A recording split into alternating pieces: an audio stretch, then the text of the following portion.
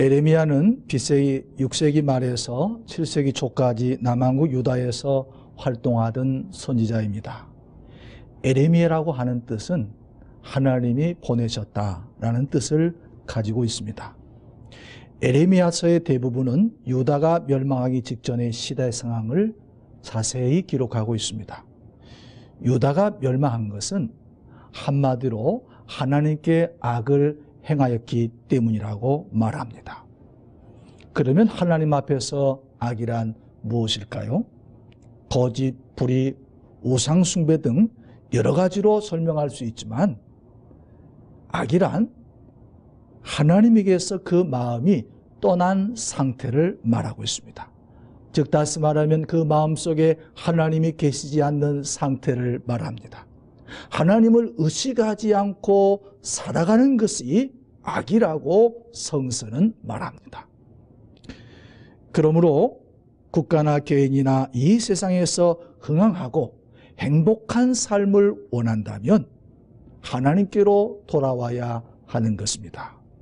그래서 에레미야 선지자는 부단히 유다 백성들에게 하나님께로 돌아와라 라고 말하고 있습니다. 저는 이 시간 가장 행복한 사람, 이런 제목으로 하나님 말씀을 전하고자 합니다. 첫째, 하나님을 멀리하는 사람이 있습니다. 새해가 시작하면서 올해가 가보년 말의 해라고 말합니다. 사람들은 말에다가 상징적인 의미를 부여합니다.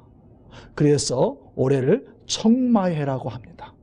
제가 생각할 때는 이것은 사주팔자 또 역수를 하는 사람들이 상술적인 의미로 이것을 부여하지 않았나 생각을 해봅니다. 아무튼 새해를 시작하면서 새로운 희망을 가지고 출발하려고 하는 것은 대단히 좋은 것이죠. 하지만 성경은 행복한 삶을 살고자 하는 사람들이 행복의 근원이신 하나님을 떠나서는 절대로 행복할 수 없다고 말합니다. 대개는 하나님을 의지하지 않는 사람은요, 믿는 데가 있습니다. 돈이 좀 많다든지, 좀 권력을 많이 가지고 있다든지, 또 어떤 자리에 안정된 삶을 하는 사람들일 것입니다. 이런 사람에 대해서 본문 5절에 하나님께서는 여호와께서 말씀하시니라. 무릇 사람을 믿으며 육신으로 그의 힘을 삼고 마음이 여호와에게서 떠난 사람, 그 사람은 저주를 받을 것이다 라고 말씀하셨습니다. 그러니까 인생은 하나님을 의지해야 하는 것이지 사람이나 권력을 의지하는 것은 어리석다라고 성경은 말합니다. 여호야김 왕 시절에 하나님께서 유다 백성들에게 애굽을 의지하지 말고 애굽에 내려가지 말라고 누차에 걸쳐서 말씀했는데도 불구하고 유다 백성들은 애굽으로 내려갔습니다. 그리고 그 결과 어떻게 되었습니까? 느부갓네살 왕에 의해서 애굽이 짓밟히게 되어진 것입니다. 비참한 최후를 맞이하게 되었습니다. 에레미야서 42장 17절에 무릇 애굽으로 들어가서 거기에 머물러 고집하는 모든 사람은 이와 같이 되리니 곧 칼과 기근과 전염병에 죽을 것인즉 내가 그들에게 내리는 재난을 벗어나서 남을 자 없으리라. 우리는 여기서 애굽이라고 하는 말을 생각해 보아야 하는 것입니다. 성경의 해석 방법 중에 하나가 유형론적인 해석 방법이 있습니다. 그래서 이 애굽을 세상으로 해석을 하는 것입니다.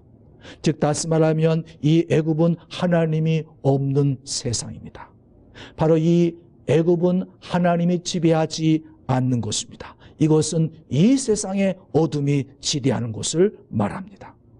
그래서 사탄은 이 세상의 임금이라고 예수님께서 말씀하셨습니다. 창세기 12장에 보니까 아브라함이 기근을 피해서 애굽에 내려갔는데 거기서 애굽의 바로왕에게 자신의 아내를 누이라고 속여가지고 거기서 양식을 얻고 목숨을 보존하였지만 하마터면 자신의 아내를 빼앗길 뻔한 그러한 위험에 처해지게 된 것입니다. 애굽은 이 세상을 상징하는 것입니다. 이 세상은 위험한 것입니다. 우리 그리스도인들은 아무리 이 세상의 삶이 힘들고 어려워도 하나님의 교회 그리고 주님의 품을 떠나서 세상에 나가면 위험한 것입니다. 교회를 떠나서 세상으로 가면 거기서는 내 영혼이 숨을 쉴 수가 없습니다. 이런 사람은 오늘 말씀 6절에 사막의 떨기나무와 같다고 말했습니다. 이스라엘에 가면 사막에서 나무를 볼 수 있습니다. 그게 떨기나무인 것입니다. 이 나무는 사막에서만 볼 수가 있습니다. 이 나무는 볼품이 없습니다. 관상수가 아닙니다. 아무도 누가 와서 봐주지를 않습니다. 사막에 있는 나무를 누가 보아주겠습니까? 그러니 얼마나 외롭습니까? 그래서 사람이 살지 않는 땅에 산다고 하지 않습니까? 하나님을 떠난 인생이 이와 같다는 것입니다. 하나님을 떠난 인생. 그 인생은 절대로 행복하지 않습니다. 유다 백성들은 하나님의 백성임에도 불구하고 하나님보다 강대국 아수르나 애굽을 의지하다가 멸망을 당하였습니다. 하나님을 떠나는 것이 악이요, 죄요, 그리고 저주인 것입니다. 마음이 하나님에게서 떠난 사람, 그 사람은 이미 저주를 받은 삶입니다. 하나님은 우리의 마음을 원하십니다. 마음이 없는 예배, 마음이 없는 헌금, 마음이 없는 충성, 마음이 없는 봉사나 기도는 하나님이 받지 않으십니다. 새해에는 여러분의 마음이 하나님께로 나와야 하겠습니다. 세상에 가 있는 마음을 하나님께 향해야 합니다. 세상으로 향하는 발걸음을 교회로 향하시기 바랍니다. 그리하여 주님을 가까이 함으로 행복한 한 해가 되시기를 바랍니다. 둘째는 하나님을 가까이 하는 사람이 있습니다. 하나님을 가까이 하는 사람은요, 오늘 말씀해 보니까 첫째로 물가에 심겨진 나무와 같다고 했습니다. 하나님을 가까이 한 사람, 즉 하나님을 의지하고 의뢰한 사람은 마치 뿌리를 강변에 뻗친 나무와 같다는 것입니다. 나무가 수분이 많은 곳을 확보할 수 있는 곳에 위치해 있다고 하는 것은 나무에게는 축복이요 행운이지 않겠습니까? 왜냐하면 언제든지 나무의 활동에 필요한 수분을 풍성하게 공급받을 수 있기 때문일 것입니다. 그렇습니다. 물가에 심긴 나무는 가뭄이 와도 두려워하지 않습니다. 아니, 두려워할 필요가 없습니다. 이 나무는 늘 물에 잠겨 있기에 언제나 그 잎이 푸르고 열매를 맺습니다. 나무가 강변에 뿌리를 내리고 있다고 하는 것은 무엇을 의미할까요?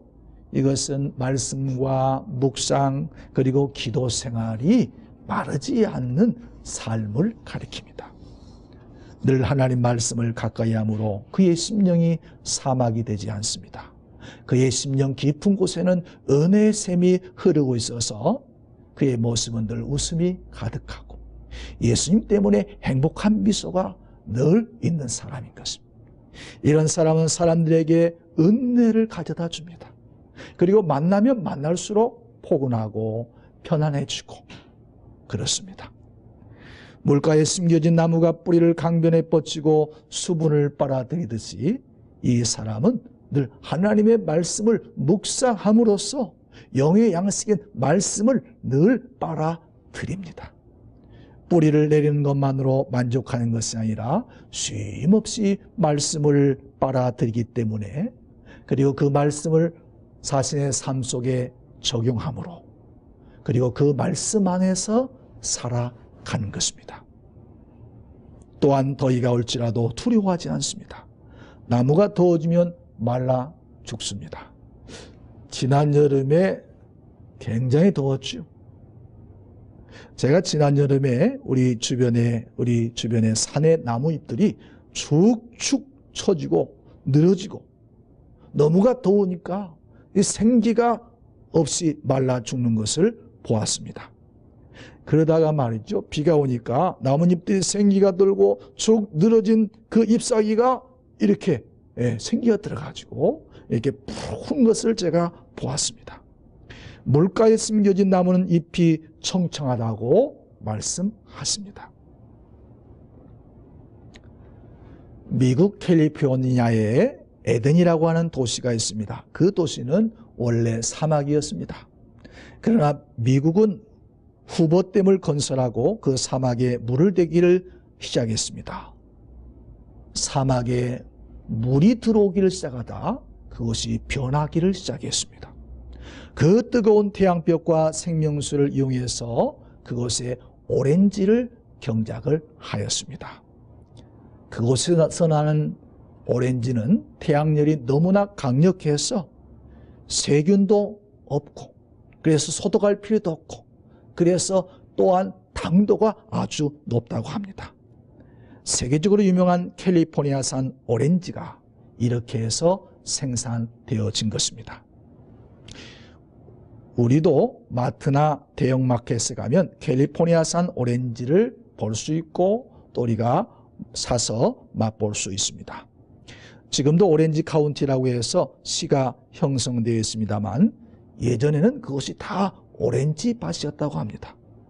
그것이 오렌지 밭만 되었을 뿐 아니라 세계에서 지금은 가장 가보고 싶은 도시 중에 하나라고 합니다.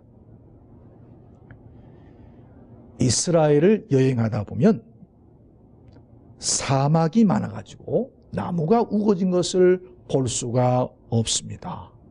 그런데 말이죠. 사막에 숲이 형성되어진 곳이 있습니다. 그게 어딘 줄 아십니까? 물이 있는 오아시스입니다. 물이 없는 사막임에도 불구하고 이 오아시스가 있는 곳에는요, 숲이 형성되어 있고 그리고 잎사귀가 푸른 것을 알 수가 있습니다. 그리고 여행자들에게 신선함과 휴식을 제공해 줍니다. 그곳에 있는 나무는 숲을 형성하고 여행자들에게 휴식을 제공해 줄 정도로 잎이 푸르고 싱싱하고 그리고 큰 숲을 이루고 있습니다. 왜냐하면 끊임없이 수분을 공급받고 있기 때문일 것입니다. 이와 마찬가지로 여호와를 의지하고 예수 그리스도를 가까이 하는 인생은 마치 물가에 심겨진 나무처럼 그리고 사막의 오아시스처럼 빛나고 푸른 인생이 될 것입니다. 둘째는 가뭄해도 걱정이 없습니다. 인생을 살다 보면 항상 좋은 일만 있는 것은 아니죠. 우리 인생에 가무는 해가 있습니다. 고통의 날들이 있습니다. 인간이 아무리 많은 조건을 가지고 있다 할지라도 아니 완벽하게 준비하고 계획을 세웠다 할지라도 예기치 않은 일들이 우리 앞에 놓일 때가 많이 있습니다. 특별히 환난이나 재난이 닥치면 우리 인생은 속수무책입니다. 지난 2012년 전 세계적으로 가뭄이 심각해졌을 때 미국에 특히 농작물의 피해가 컸던 것을 기억합니다. 미 해양대기청이 발표한 보고서에 따르면 지난해 국토의 56%가 가뭄 상태에 놓였던 1956년 이후에 가장 넓은 가뭄 피해를 가져왔다고 합니다. 또 미국 대륙의 80%가 이상 건조 현상으로 작물 경작지는 물론 초지 등이 상당수 회복이 불가능할 정도로 피해를 봤다고 덧붙였습니다. 이 같은 극심한 가뭄으로 작년에 미국에 56년 만에 최악의 가뭄이 발생했습니다. 뿐만 아니라 세계적인 경제 침체로 인해서 많은 사람들이 직장을 구하지 못해서 대학을 나왔어도 실업 상태에 놓이지 않았습니까? 미국 경제에 이어서 유럽의 그리스 그리고 스페인 등이 구제 구명을 받고 실업률이 치솟아 유럽에서도 자신의 노후 대책을 보장받지 못하자 노약자가 자살하는 사건이 발생했던 것을 기억합니다. 우리나라도 연초에 서울역 앞 고가도로위에서 40대 가정이 정부 정책을 비판하고 분신 자살하였습니다. 우리나라도 계층 간 갈등, 세대 간 갈등, 그리고 소득의 양극화가 계속해서 심화되고 있습니다. 정규직과 비정규직의 임금 차이가 너무 커서 소득이 향상되지 못하고 있고, 그래서 보통 사람들, 서민들의 고통 소리가 점점 커져가고 있지만 정부는 아직 이에 미치지 못하고 있는 것 같습니다. 분명히 우리가 사는 이 대한민국도 경제적인 양극화의 심화로 많은 사람들이 경제적인 고통 속에 들어와 있는 것은 사실입니다. 무리하게 집을 마련하여서 부채 상환에 대한 압박, 비싼 대학 등록금으로 인한 부채, 소득의 상승과는 관계없이 물가 상승 및 생활의 부담으로 서민들은 갈수록 부채가 쌓여서 궁지에 내몰려지는 대한민국의 오늘의 현실은 분명 경제적인 가뭄인 것입니다. 최근의 경제학자에 의하면 우리나라도 고성장 시대를 끝내고 저성장 시대에 이미 진입했다고 합니다. 고성장 시대의 패러다임, 즉 씀씀이를 줄이지 않으면 정부나 가계, 기업 등 경제 주체 등의 고통은 커질 수밖에 없다고 합니다. 권혁세 전 금융위원장은 부도위기로 몰린 자영업자의 중소기업으로 우리 경제는 심각한 위기에 직면해 있다고 했습니다. OECD 가운데서 최고의 자살률, 제재 수준의 출산율은 저성장 시대의 어두운 면을 보여주고 있습니다. 하지만 우리 민족이 새해도 오늘 말씀처럼 하나님을 의지하고 의뢰한다면 걱정이 없습니다. 여기서 의지하고 의뢰한다고 하는 말을 강조하였는데 이것은 참으로 진실로 정말로 하나님을 의지하는 자에게는 걱정이 없다는 것입니다. 하나님을 의지한다고 하는 것은 무엇일까요? 우리가 여러 가지로 말할 수 있지만 하나님 제일 중심으로 살아가는 것일 것입니다.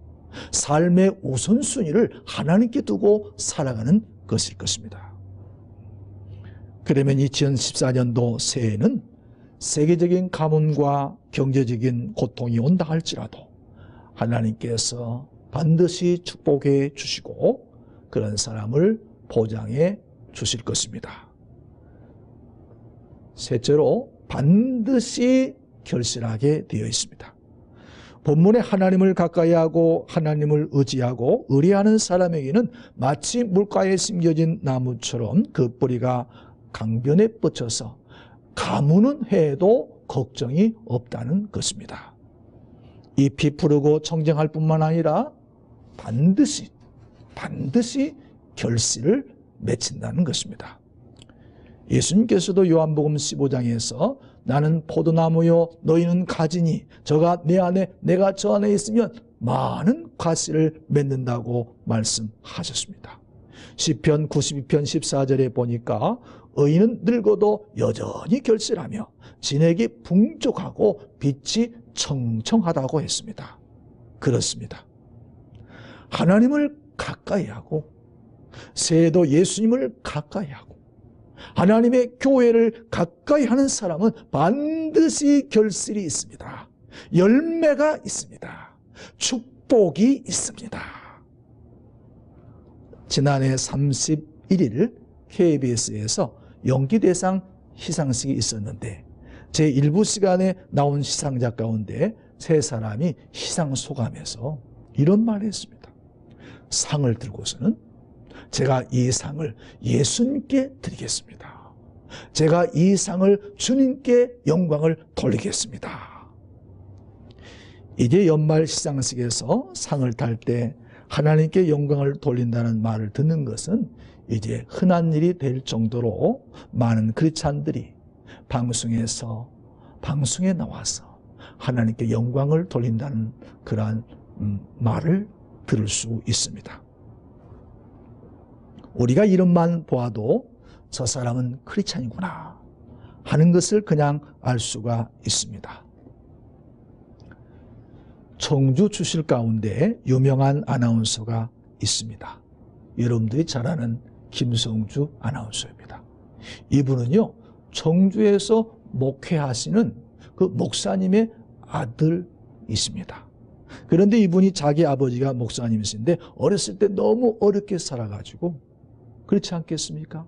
작은 교회 목사님의 생활이 넉넉할 리가 없겠죠.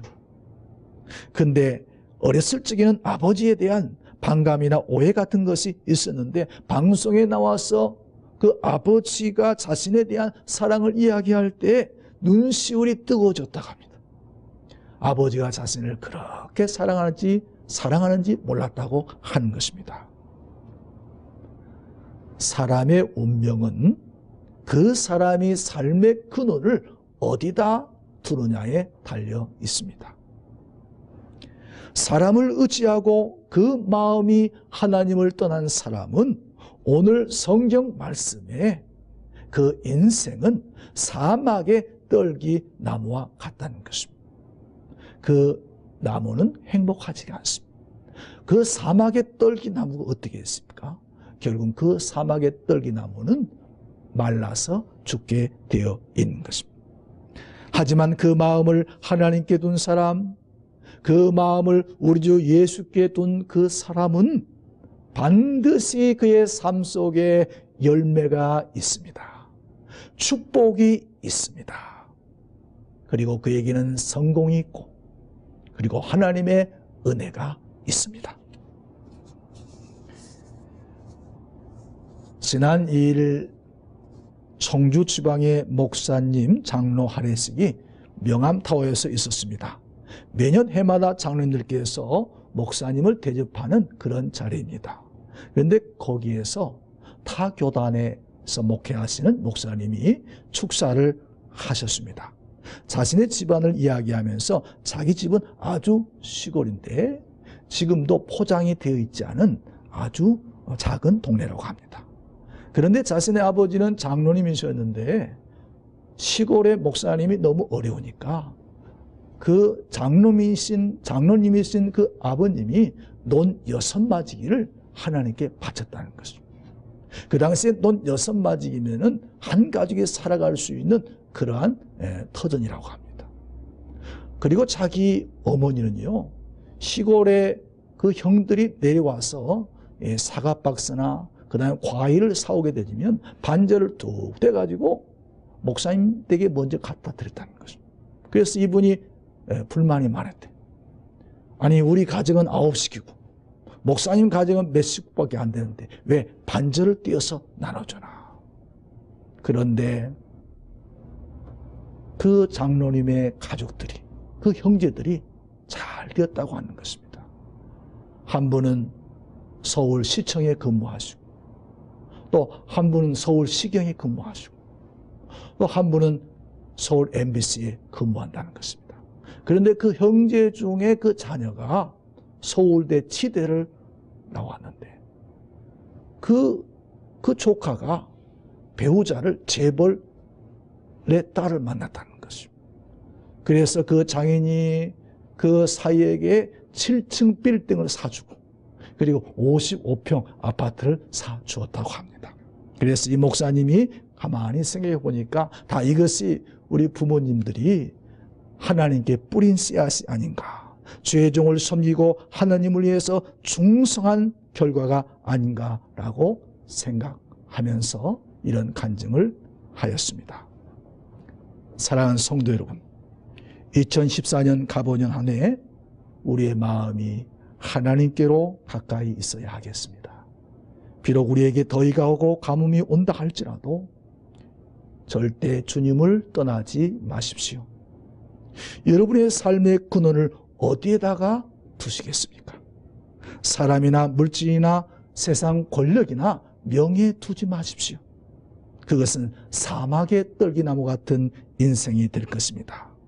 물가에 심겨진 나무처럼 여러분의 삶의 뿌리를 예수 그리스도에게 뻗어서 잎이 푸르고 청청한 인생, 결실이 끊이지 않는 이 땅에서 가장 행복한 인생으로 살아가는 저와 여러분들이 되시기를 주의 이름으로 축복합니다.